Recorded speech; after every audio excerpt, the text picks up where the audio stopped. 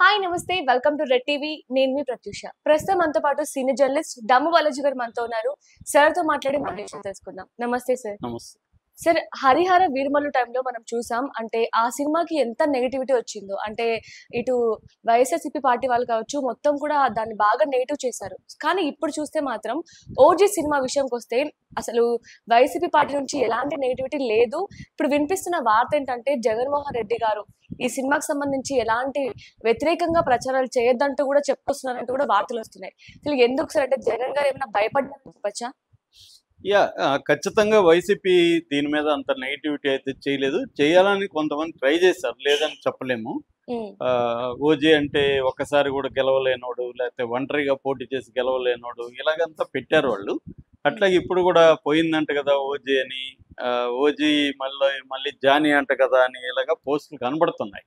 కాకపోతే ఒక ఆర్గనైజ్డ్గా వైసీపీ వాళ్ళు దీని మీద నెగిటివ్ క్యాంపెయిన్ అయితే చేయట్లేదు.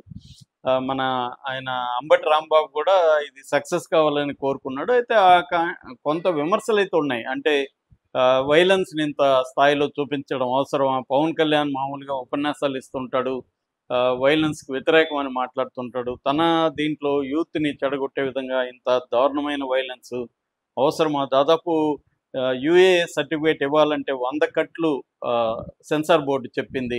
అందుకని ఫైనల్గా ఏ సర్టిఫికేట్ ఇచ్చి 2 నిమిషాల ఒక లెంగ్త్ని కూడా తీసేశారు. అంటే ఏ సర్టిఫికేట్ పవన్ కళ్యాణ్ సినిమాలకు మామూలుగా రావు. అలాంటిది అంత వైలెన్స్ అవసరమా? కత్తి పట్టుకొని స్టేజ్ మీదకి వెళ్ళడం అవసరమా? ఇలాంటి విమర్శలను అయితే వాళ్ళు చేశారు వైసీపీ వాళ్ళు. అందులో రీజన్ కూడా ఉంది. ఆ విమర్శలు తప్పేం కాదు, ఎవరైనా చేయొచ్చు. అట్లాగే ఇటు అల్లు అర్జున్ ఫ్యాన్స్ కూడా అల్లు అర్జున్ ఒక స్మగ్లర్ క్యారెక్టర్ ఇస్తే మాత్రం పవన్ కళ్యాణ్ కానీ వాళ్ళ ఫ్యాన్స్ కానీ విమర్శించారు కదా. ఇప్పుడు ఈయన మాత్రం ఇలాంటి ఒక గ్యాంగ్స్టర్, అందరినీ నరుకుతున్న గ్యాంగ్స్టర్ తప్ప ఇంకేం లేదు అతను చేసింది, ప్రజలకు చేసింది ఏం లేదు. దాంట్లో ఒక గ్యాంగ్స్టర్గా ఉండి అలా చేయడం కరెక్టేనా? అప్పుడు మమ్మల్ని విమర్శించారు కానీ వాళ్ళు అంటున్నారు. అయితే ఆర్గనైజ్డ్కి మామూలుగా ఏంటంటే ఆంధ్రప్రదేశ్లో కాదేది రాజకీయాలకు అనర్హం అన్నట్టుగా ప్రతిదీ రాజకీయాలు. అక్కడ సినిమా అనేదే కాదు, ఏ విషయమైనా రాజకీయాలకు అతీతంగా ఏది ఉండదు. అక్కడ మొత్తం రెండుగా చీలిపోయారు, తెలుగుదేశం వైపు ఇటు వైసీపీ వైపు. తెలుగుదేశం అంటే ఇంక్లూడింగ్ జనసేన కూడా చెప్పుకోవచ్చు. సో ఈ కూటమి ఒకవైపు, మిగతా వాళ్ళు ఒకవైపుగా చీలిపోయారు. కమ్యూనిస్టులు కూడా ఈ రెండిట్లో ఏదో ఒక గ్రూప్లో ఉంటున్నారు. ఒకవేళ మనలాంటి వాళ్ళు గ్రూప్లో లేమంటే కూడా వాళ్ళు ఒప్పుకోరు. మనం తెలుగుదేశాన్ని విమర్శిస్తే నువ్వు మా ఎనిమే అని తెలుగుదేశం వాళ్ళు అంటారు, వైసీపీ వాళ్ళని విమర్శిస్తే నువ్వు మా ఎనిమే అని వైసీపీ వాళ్ళు అంటారు. అంటే ఈ రెండు తప్ప ఇంకా మూడవ ప్లేస్ ఉంటుందని కూడా ఒప్పుకోరు అనమాట. అంత దారుణంగా అక్కడ పరిస్థితి ఉంటుంది ఆంధ్రప్రదేశ్లో.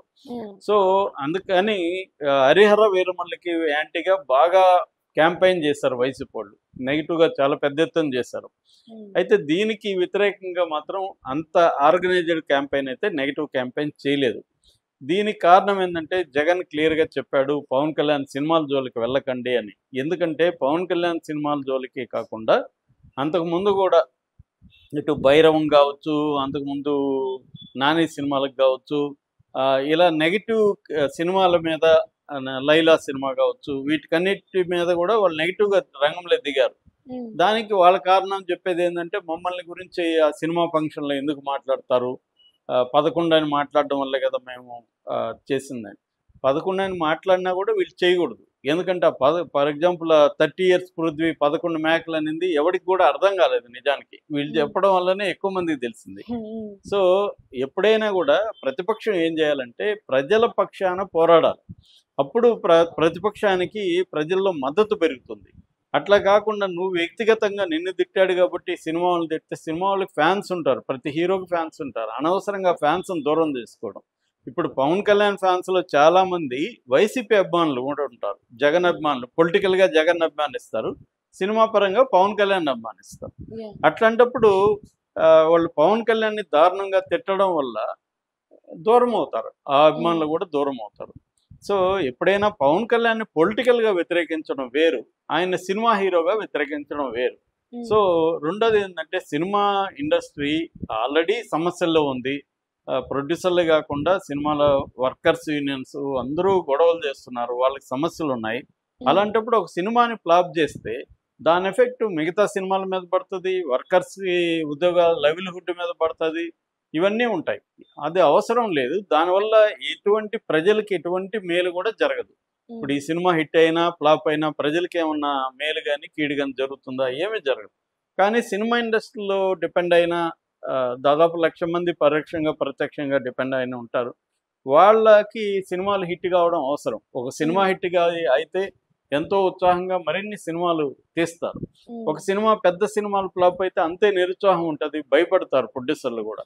అందుకని ఏ సినిమా అయినా కూడా అది మనకు నచ్చినా నచ్చకపోయినా, ఆ హీరో మనకు నచ్చచ్చు నచ్చకపోవచ్చు, కానీ ఆ సినిమా హిట్ కావాలని కోరుకోవాలి తప్ప ఫ్లాప్ కావాలని కోరుకోవద్దు. కానీ ఈ మధ్య ఏమైపోయింది, ఫ్లాప్ చేయాలి అని ప్లాన్ కట్టుకొని ఒక మాదిరి ఉండే సినిమాను కూడా నెగిటివ్ ప్రచారం చేయడం వల్ల జనంలో ఏమవుతుందంటే ఎందుకులే చూద్దామని ఆగిపోతారు, వెళ్ళేవాడు కూడా.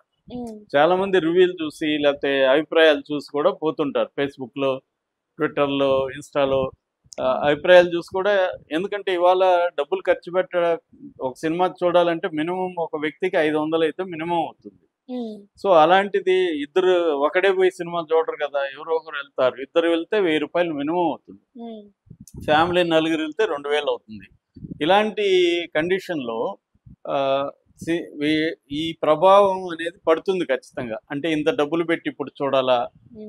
ఇంకా ముఖ్యంగా పవన్ కళ్యాణ్ సినిమాకి అయితే ప్రీమియర్లకి అక్కడ 1000 రూపాయలు పెట్టారు, ఇక్కడ 800 పెట్టారు. సో 1000 రూపాయలు అంటే ఇంకొక 500 వేసుకుంటే 1500 సినిమాకి అవుతుంది. సో ఇంత పెట్టాలా అనే ఒక డైలమాలకి అయితే వస్తారు. సో అందువల్ల జగన్ ఎందుకు భయపడ్డా అంటే జగన్కి కూడా ఇవన్నీ అర్థమైనాయి. అంటే మనం పవన్ కళ్యాణ్ అటాక్ చేయడం వల్ల మనకే నష్టం జరిగింది అనేది ఎన్నికల తర్వాత జగన్కి అర్థమైంది. ఎందుకంటే అంతకుముందంతా జగన్తో సహా అందరూ పవన్ కళ్యాణ్ మీదనే అటాక్ చేశారు. ఏది ముగ్గురు భార్యలని లేకపోతే వ్యక్తిగతంగా అటాక్ చేశారు. ఎందుకంటే పవన్ కళ్యాణ్ మీద వేరే ఇష్యూస్ నెగిటివ్గా మాట్లాడడానికి లేదు. అతను అధికారంలో ఉండుంటే అతను కరప్షను ఇంకోటి మాట్లాడచ్చు, ఇంకేం మాట్లాడతారు నెగిటివ్గా మాట్లాడడానికి లేక వ్యక్తిగతమైన అజెండాని తీసుకొని, అది కూడా అతను క్లియర్గా అందరికీ తెలుసు అతని లైఫ్. అతనేమీ సీక్రెట్ అఫైర్లు పెట్టుకోలేదు, పెళ్లి విడాకులు ఇచ్చాడు, పెళ్లి చేసుకున్నాడు, అదేం తప్పు లేదు. ఇవాళ అయితే కామన్ అయిపోయినాయి. ఇవాళ జనరేషన్కి అయితే ఒక అమ్మాయి ఒక అబ్బాయితో కలిసి ఉండడం అనేది పెద్ద విషయంగా లేదు. ఇవాళ మారుస్తూనే ఉన్నారు అందరూ. కాబట్టి ఈ అఫైర్లు అనేది లేకపోతే ఇద్దరు పిల్లలు ముగ్గురు పిల్లలు అనేది అసలు మ్యాటరే కాదు. జనాలకు కూడా దానివల్ల ఏం ఉపయోగం లేదు, నష్టం. పవన్ కళ్యాణ్ నలుగురు పిల్లల అనుకున్నాం, ముగ్గురే అనుకో, నలుగురు వీళ్ళు చెప్పే నలుగురు అనుకుంటే కూడా జనాలకి ఏంటి నష్టం ఏంటి? కాబట్టి ఇవన్నీ రివ్యూ చేసుకున్నారు. అంటే మనం ఎందుకు ఓడిపోయినాము, మన స్ట్రాటజీలో ఏంటనేది. సో జగన్ రిలీజ్ అయ్యాడు, మనం పవన్ కళ్యాణ్ మీద వ్యక్తిగతంగా అటాక్ చేయకూడదు, పొలిటికల్గా మాత్రమే అటాక్ చేయాలనే విషయం వాళ్ళు రియలైజ్ అయ్యారు. అయిన తర్వాత పవన్ కళ్యాణ్ సినిమాలను కూడా మనం అటాక్ చేయడం కరెక్ట్ కాదనేది వాళ్ళు అర్థమైంది. రెండోది ఏంటంటే ఈ మధ్యకాలంలో సోషల్ మీడియా మీద తెలుగుదేశం యంత్రాంగం విపరీతంగా విరుచుకుపడుతుంది వైసీపీ సోషల్ మీడియా మీద. అది కూడా కొంత కారణం. అంటే మనం ఎక్కువగా పవన్ కళ్యాణ్ మీద చేస్తూ ఉంటే వీళ్ళ దృష్టికి వెళ్తాము, రేపు మనల్ని ఏదో ఒక కారణంతో అరెస్ట్ చేయొచ్చు. ఎందుకంటే కోర్టులు ఇవన్నీ బెయిల్ ఇవ్వచ్చు, కానీ ఈ లోపల బాధలు అయితే పడాలిగా, జైలుకి వెళ్ళాలా, లాయర్లు పెట్టుకోవాలి, ఇదంతా ప్రాసెస్ ఉంటుంది కదా. మినిమం అయితే 1 month జైల్లో ఉండాలి. ఈ లోపల పోలీసులు ఒక్కొక్కసారి అక్రమంగా అరెస్టులు చేసి కొడుతున్నారు, సో కేసులు పెట్టేసి కొడుతున్నారు. సో ఇవన్నీ భరించాలి. కాబట్టి ఎందుకులే అనేది కూడా కొంత వచ్చింది వైసీపీ సోషల్ మీడియాలో కూడా. భయం అనేది ఖచ్చితంగా వచ్చింది. ఎన్ని కథలు చెప్పినా బయటికి